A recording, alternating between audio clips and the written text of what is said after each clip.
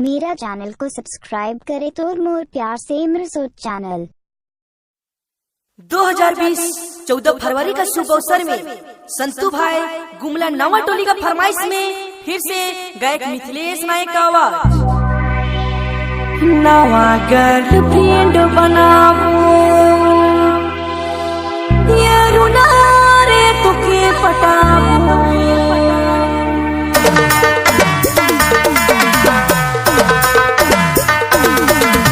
जी हाँ, आप गाना सुन रहे हैं शेखर डाउनलोडिंग सेंटर, नौरंग चौक, लातेहार।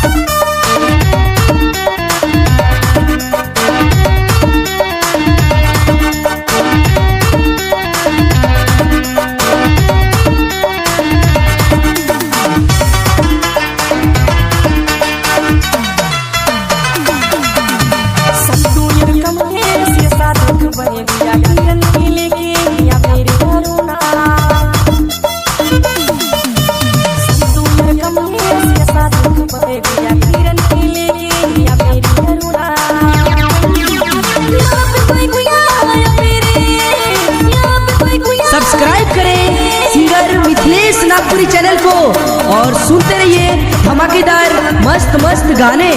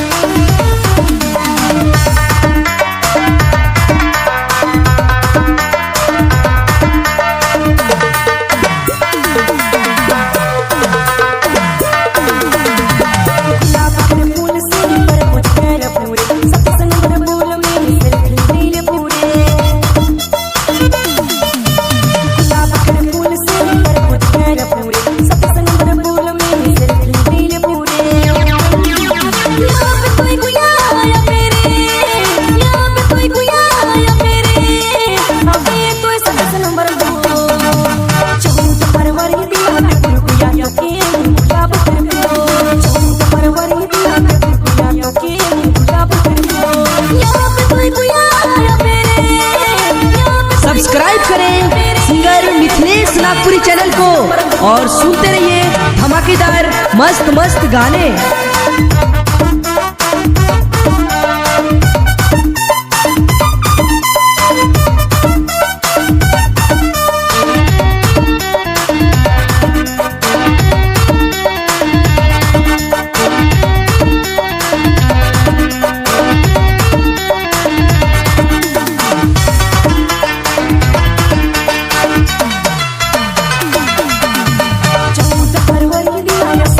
खपूरे